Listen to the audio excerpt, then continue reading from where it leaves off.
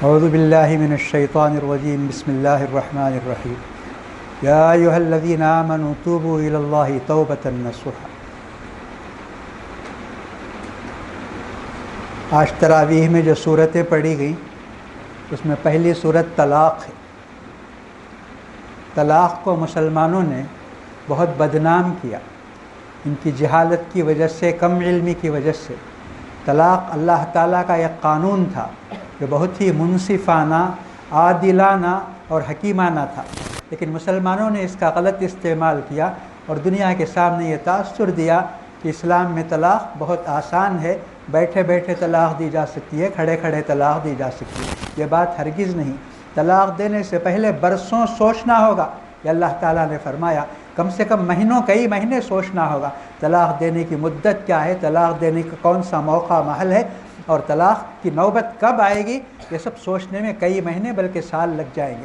ایسا تھا، لیکن مسلمانوں نے اپنی جلد بازی کی وجہ سے، اپنی نادانی اور جہالت کی وجہ سے اتنا بدنام کیا اسے کہ آج بچہ بچہ اس کے بارے میں بات کرتا ہے، سارے غیر مسلم اس کے بارے میں مذاق اڑاتے ہیں، اور یہ مسئلہ عدالت کے اندر ہے، پارلیمنٹ کے اندر ہے، اور سب اسلام کو اور قرآن کو بدنام کرتے ہیں، حالانکہ یہ مسلمانوں کی نادانی اور جہالت ہے۔ ایسی نہیں ہے طلاق۔ اس سے پہلے میں بتا چکا ہوں کہ طلاق دینے سے پہلے کتنی کارروائی کرنا ہے، اس کارروائی میں ناکامی کے بعد کئی مہینے لگیں گے، اس میں اس کے بعد ہی طلاق ہوگی۔ تو یہ سورہ طلاق تھی۔ سورہ طلاق کے بعد سورہ تحریم آج پڑھی گئی۔ سورہ تحریم میں اللہ تعالیٰ نے فرمایا کہ اے ایمان والو، تم اپنے آپ کو بھی بچاؤ آگ سے اور اپنے بیوی بچوں کو بھی بچاؤ آگ سے۔ یہ فرمایا صرف تمہارا بچنا کافی نہیں ہے، بلکہ اپنے گھر کو بھی ایک مومنانہ گھر بناؤ، یہ بتایا۔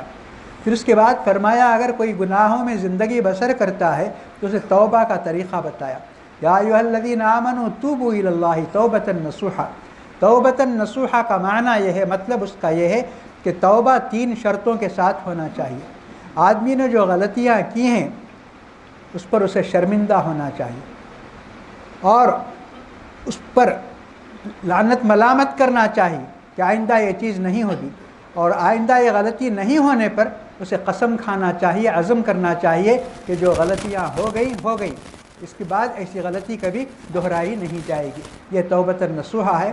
ایسے توبہ جو بھی کرتا ہے اللہ تعالیٰ اس کی توبہ کو قبول فرماتا ہے اور اسے اس طرح بنا دیتا ہے جیسے اس نے کوئی غلطی کی ہی نہیں۔ پھر اس صورت میں، سورہ تحریم میں، اللہ تعالیٰ نے یہ بھی بتایا کہ عورت تم اسے نازک سمجھتے ہو اور اسے جیسے چاہے تم استعمال کر سکتے ہو، یہ سمجھتے ہو، یہ بات نہیں ہے۔ عورت اگر بری بننا چاہے تو پیغمبر بھی اسے درست نہیں کر سکتے۔ اللہ تعالیٰ نے بتایا نوح علیہ السلام اپنی بیوی کو ٹھیک نہیں کر سکے، لوط علیہ السلام اپنی بیوی کو ٹھیک نہیں کر سکے، تو عورت اگر بری بننا چاہے تو کوئی مرد اسے ٹھیک نہیں کر سکتا۔ اسی طرح عورت اگر نیک بننا چاہے تو فرعون جیسا زبردست ظالم جابر حکمران بھی اسے روک نہیں سکتا۔ یہ اللہ تعالیٰ نے مثال دے کر بتائی، 4 مثالیں دی اللہ تعالیٰ نے کہ عورت اگر بری بننا چاہے تو نوح علیہ السلام، لوط علیہ السلام بھی کچھ بھی نہیں کر سکتے، اور اگر عورت نیک بننا چاہے تو فرعون جیسا آدمی جو سب لوگوں کو اپنے سامنے جھکاتا تھا، وہ بھی اس عورت کو کچھ بھی نہیں کر سکتا۔ اور مریم جن کا ماحول بہت ہی غلط تھا، اس ماحول نے بھی مریم کو کچھ بھی نہیں کیا، بہت نیک پاک زندگی انہوں نے بسر کی۔ اس کے بعد کی سورت سورہ ملک ہے۔ سورہ ملک کے بارے میں حدیثوں میں آتا ہے، ابو داؤد، ترمذی وغیرہ کی حدیث ہے، جو لوگ کثرت سے تلاوت کرتے رہیں گے ان کو یہ سورت سفارشی بن کر آئے گی جہنم سے بچانے کے لیے، یہ حدیثوں میں آتا ہے۔ تو اسی سورہ ملک کی آخری آیت ہے قُلْ أَرَأَيْتُمْ إِنْ أَصْبَحَ مَاؤُكُمْ غَوْرًا فَمَنْ يَأْتِيكُمْ بِمَاءٍ مَعِينٍ۔ اللہ تعالیٰ پوچھتا ہے دیکھو تم جو پانی استعمال کرتے ہو، جو پانی پیتے ہو، جس میں تمہاری زندگی ہے، اگر یہ پانی غائب ہو جائے، نیچے چلے جائے تو بتاؤ تم کتنے محتاج ہو جاتے ہو، اللہ تعالیٰ کو تم بھول جاتے ہو، لیکن جب ایسے مواقع آتے ہیں تو تمہیں اللہ تعالیٰ یاد آتا ہے۔ یہی ہے، دیکھیے آدمی خوشی میں اللہ تعالیٰ کو بھول جاتا ہے، لیکن جب غم آتا ہے، تکلیف اور پریشانی آتی ہے تو اللہ تعالیٰ کو یاد کرتا ہے۔ اگر آدمی خوشی میں اور راحت میں اللہ تعالیٰ کو یاد کرے تو کہتے ہیں کہ غم آئے گا ہی نہیں، تکلیف آئے گی ہی نہیں۔ تو پانی کے بارے میں اللہ تعالیٰ نے فرمایا ان ارأیتم اصبح ماؤکم غورا، اگر تمہارا پانی تہ میں چلے جائے، غائب ہو جائے، تو بتاؤ اس پانی کو تمہارے پاس کون لائے گا؟ آج دنیا کتنی ترقی کر چکی ہے، ٹیکنالوجی، آدمی یہ دعویٰ کرتا ہے کہ ہر چیز اس کے قبضے میں ہے، اس کے قدرت میں ہے، اس کے علم کے اندر ہے، لیکن آج بھی پانی کے سلسلے میں اس قدر وہ پریشان ہوتا ہے۔ آپ دیکھیے جب پانی زیادہ ہوتا ہے تب کی ایک پریشانی ہے، اور پانی جب کم ہوتا ہے اس وقت کی ایک پریشانی ہے۔ اس کے بعد کی صورت قلم ہے، نون والقلم وما یسطرون۔ قلم کی بڑی اہمیت ہے، اللہ تعالیٰ نے قسم کھائی قلم کی، اور آج آپ دیکھ سکتے ہیں کہ قلم کی وجہ سے کتنے فتنے اٹھائے جاتے ہیں۔ لوگ کہتے ہیں کہ تلوار سے اتنا نقصان نہیں پہنچا جتنا قلم سے نقصان پہنچا، کیونکہ تلوار کبھی کبھی میدان جنگ میں اٹھائی جاتی ہے، لیکن قلم ہر ایک کے جیب میں ہے، ہر ایک کے پاس ہے، اس سے وہ غلط لکھتا ہے، غلط پروپیگنڈا کرتا ہے، کسی کی غلط تصویر پیش کرتا ہے، غلط کارٹون بناتا ہے، کیا کچھ ہو رہا ہے آج۔ آپ دیکھیے آج جھوٹ کی جتنی تبلیغ ہو رہی ہے یہ سب قلم ہی کی بدولت ہو رہی ہے۔ تو اس لیے اللہ تعالیٰ نے قلم کی بڑی اہمیت بتائی اور کہا قلم، قسم ہے قلم کی اور اس چیز کی جسے وہ لوگ لکھتے ہیں۔ تو بہت سوچ سمجھ کر آدمی کو لکھنا چاہیے، قلم اٹھانا چاہیے، اور اس کے قلم سے جس طرح اس کی زبان سے سچ کے سوا کچھ بھی نہیں نکلے، اسی طرح اس کے قلم سے بھی سچ کے سوا کچھ نہیں نکلنا چاہیے، گمراہی اور یہ سب باتیں اس سے دور رہیں۔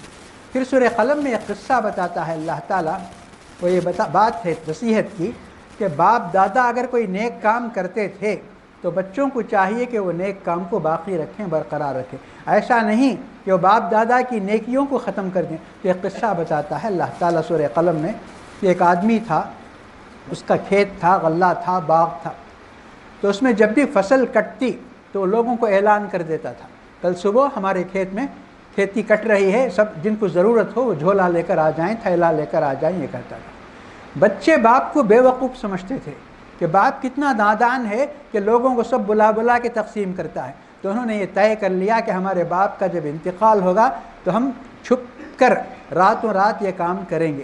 تو ایسا ہی وہ راتوں رات گئے باپ کے انتقال کے بعد، اور پوری رات وہ اپنا کھیت تلاش کرتے رہ گئے، ان کو کھیت نہیں ملا۔ تب انہیں احساس ہوا کہ ان کی اس نیت کی وجہ سے، نیت میں خطرہ جھولی میں پتھرا کہتے ہیں، تو اس طرح کے ان کے ساتھ ہوا۔ تو پھر ان کو فوراً توبے کا خیال آیا، انہوں نے کہا ہمارے باپ دادا جو کرتے تھے وہی صحیح تھا، ہم نے غلط سوچا، آئندہ ہم ایسا نہیں کریں گے، یہ توبہ و استغفار کیا انہوں نے۔ تو اللہ تعالیٰ فرماتا ہے جس طرح ان کی کھیتی کے غلے کو اللہ تعالیٰ نے غائب کر دیا، ایسا لگتا تھا کہ ان کی کھیتی کاٹ دی گئی ہے، تو فرماتا ہے کذالک العذاب فرماتا ہے۔ تو دیکھیے عذاب کے بارے میں ہم یہ سوچتے ہیں کہ عذاب آسمان ہی سے آئے گا، یا زمین پھٹے گی، یا کوئی بہت بڑی چیز ہوگی، طوفان، آندھی، ایسی کوئی چیز، لیکن اللہ تعالیٰ فرماتا ہے ان کا جو کھیت گم ہو گیا، اس کا غلہ جو غائب ہو گیا، یہ عذاب ہے فرماتا ہے کذالک العذاب۔ اور یہ دنیا کا معمولی عذاب ہے، وَلَعَذَابُ الْآخِرَةِ اکبر، اور آخرت کا عذاب بہت بڑا ہے فرماتا ہے۔ اتنا سمجھ کر مت تسلی کر لو کہ ہمارا عذاب ختم ہو گیا، یہ دنیا میں ایک چکھایا گیا ہے تمہیں، آخرت میں تمہارے لیے بہت بڑا عذاب ہے۔ پھر اس کے بعد کی سورت سورہ حاقہ ہے۔ قیامت کا ایک نام حاقہ بھی ہے، میں نے کل کئی نام آپ کے سامنے بتائے، اس میں ایک حاقہ وہ ثابت ہو کر رہے گی، اور قیامت کا آنا برحق ہے یہ بتا کر۔ تو اس میں اللہ تعالیٰ گمراہ قوموں کا تذکرہ فرماتا ہے، اس میں سب سے بڑی قوم، طاقتور قوم، قوم عاد تھی، بہت ہی طاقتور، ہاتھیوں کی طرح تھے ان کے جسم، انہوں نے ساری دنیا کو چیلنج کر رکھا تھا، من اشد منا قوہ، ہم سے طاقتور دنیا میں کون ہے۔ اللہ تعالیٰ نے ان کو طاقت دی تھی، یہ کس لیے؟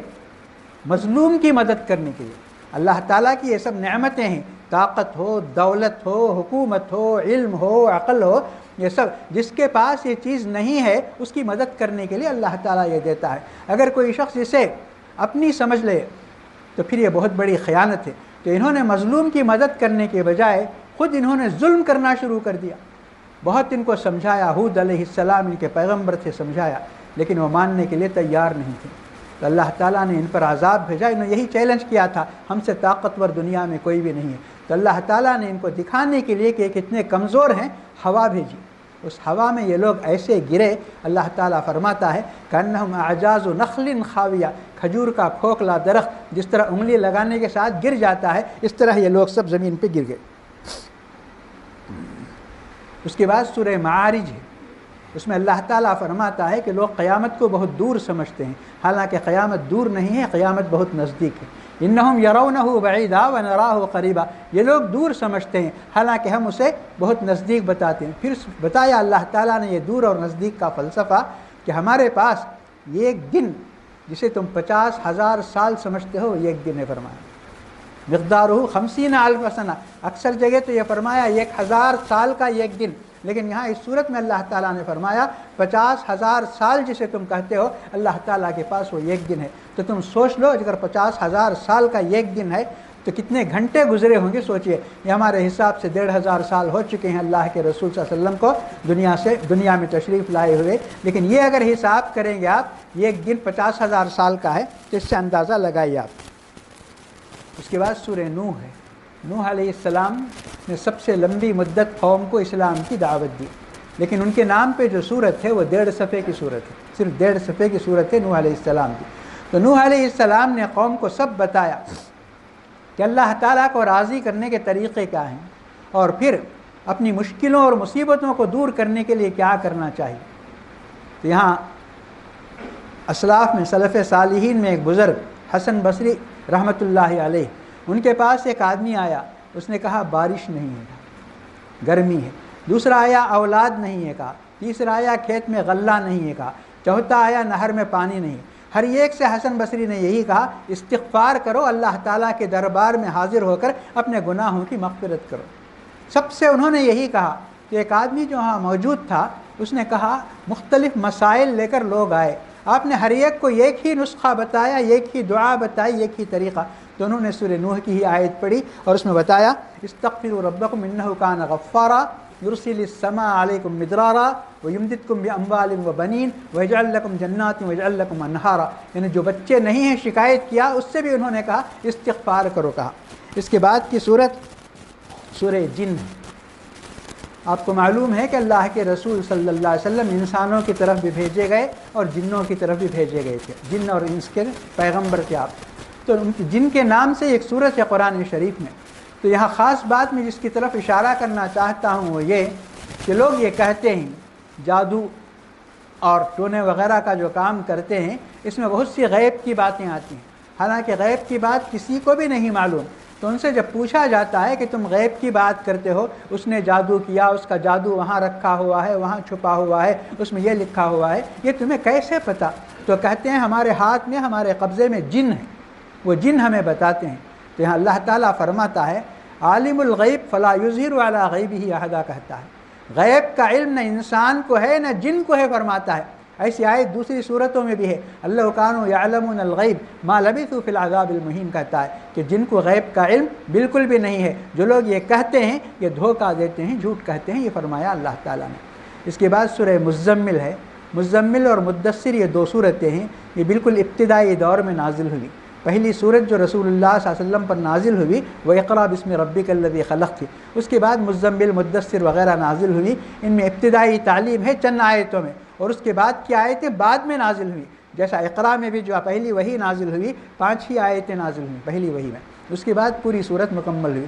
تو ان صورتوں میں جو تعلیم ہے، سورہ مزمل میں ایک بات ہے کہ جب نمازیں فرض نہیں ہوئی تھیں تو اللہ تعالیٰ نے یہ تہجد وغیرہ کی نماز کو فرض قرار دیا تھا اور اسے پڑھنے پر بڑی تاکید کی تھی، اور یہ نماز بہت طویل ہوتی ہے، رات کی نماز۔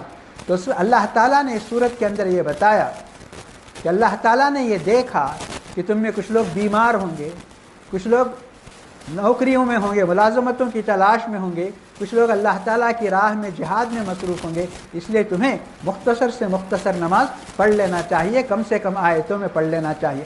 تو اللہ تعالیٰ کتنا مہربان ہے، دیکھیے پہلے اس نے کہا کہ پڑھنا ہے، پڑھنا ضروری ہے، بعد میں اس نے کہا کہ سوسائٹی کے اندر اتنے سب لوگ ہیں، کسی کی نائٹ ڈیوٹی رہتی ہے، کوئی بیمار رہتا ہے اور کوئی مسافر رہتا ہے، یہ سب، تو اس لیے اللہ تعالیٰ فرماتا ہے کہ ہم اپنا حکم واپس لا رہے ہیں، اب کم سے کم آیتوں میں، کم سے کم صورتوں میں تم اسے پڑھ سکتے ہیں۔ تو آج کی تراویح میں آخری صورت جو پڑھی گئی سورہ مدثر تھی، اور یہ شروع نازل ہونے والی صورتوں میں ہے۔ اس میں ایک بات میں آپ کو بتاؤں گا کہ جب لوگ جہنم میں چلے جائیں گے تو ان سے سوال کیا جائے گا، فرشتے کریں گے یا جنت والے ان سے کریں گے معلوم نہیں، پوچھیں گے ما سلککم فی سقر، کیوں تم جہنم میں گئے؟ جہنم میں جانے کا سبب کیا ہے؟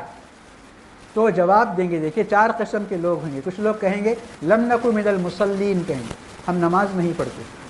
تو نماز نہیں پڑھنے کی وجہ سے مسلمان جہنم میں جائے گا. لم نکو من المصلین ولم نکو نطعم المسکین. دوسری جماعت یہ کہے گی ہم کسی فقیر کو کی مدد نہیں کرتے تھے، کسی بھوکے کو کھانا نہیں کھلاتے تھے.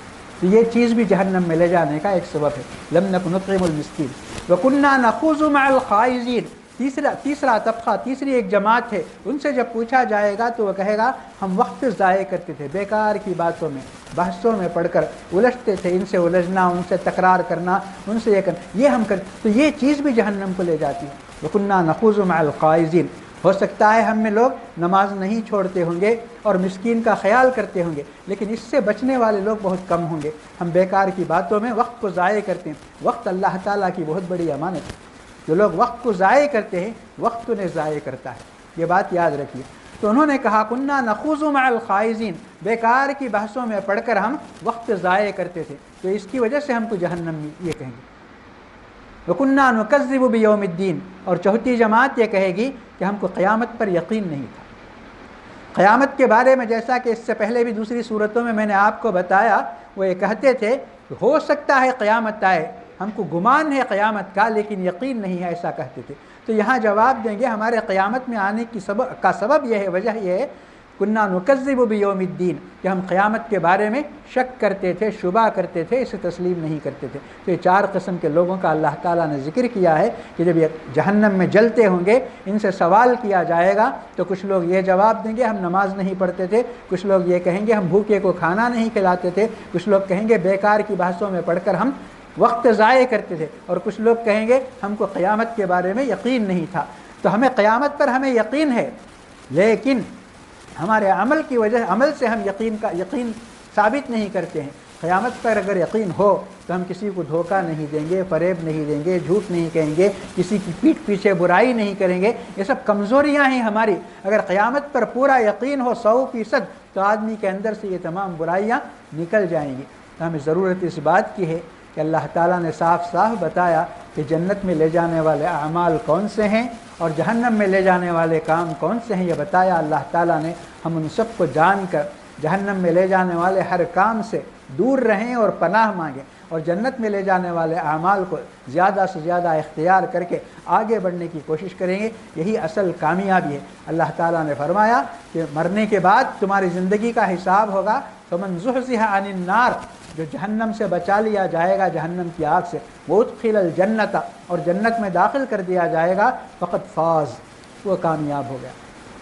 تو یہی ہے کامیابی اور ناکامی. دنیا کی کامیابی ناکامی کوئی حقیقت نہیں ہے. آج ایک آدمی کامیاب رہتا ہے، کل ناکام ہوتا ہے، آج ایک آدمی ناکام رہتا ہے، کل کامیاب ہوتا ہے. تو یہ چیز عدلتی بدلتی رہتی ہے. لیکن اللہ تعالیٰ فرماتا ہے اصل کامیابی اور ناکامی وہاں ہے قیامت کے دن. تو جو شخص جہنم کے عذاب سے بچا کر جنت میں داخل کر دیا جائے گا، یہ سب سے بڑی کامیابی ہے. تمہیں اسی کامیابی کی طرف دوڑنا ہے، لپکنا ہے، اور اسی کو حاصل کرنے کے لیے اپنی ساری محنت صرف کرنا ہے. اللہ تبارک و تعالی ہمیں جہنم سے محفوظ رکھے، جہنم کے عذاب سے بچائے، اور جنت کا حقدار اور اس کا مستحق بنائے، اور زیادہ سے زیادہ ایسے عمل کرنے کی توفیق عطا فرمائے جو ہمیں جنت میں لے جانے کا سبب بن سکیں، اور ہماری ہر چھوٹی بڑی نیکی کو اللہ تعالیٰ قبول فرمائے، ہماری پریشانیوں کا خاتمہ فرمائے، ہماری مصیبتوں کو دور فرمائے، ہمارے تمام مشکل مسائل کو حل کرے اللہ تبارک و تعالیٰ، ہمارے بیماروں کو صحت عاجلہ اور شفاء کاملہ نصیب فرمائے، اور ہمارے تمام مرحومین کی مغفرت فرمائے، انہیں جنت الفردوس اور اعلیٰ علیین میں جگہ نصیب فرمائے. زمین کی ہر آفت اور آسمان کی ہر مصیبت سے ہم سب کو محفوظ رکھے. اللہ تعالیٰ ہمیں عزت، نیک نامی اور سربلندی کی زندگی نصیب فرمائے. ربنا تقبل منا انک انت السمیع العلیم وتب علینا انک انت التواب الرحیم. توفنا مسلمین والحقنا بالصالحین. وصلی اللہ تعالی وسلم علی خیر خلقہ سیدنا محمد وعلی آلہ واصحابہ اجمعین برحمتک یا ارحم الراحمین والحمد للہ رب العالمین.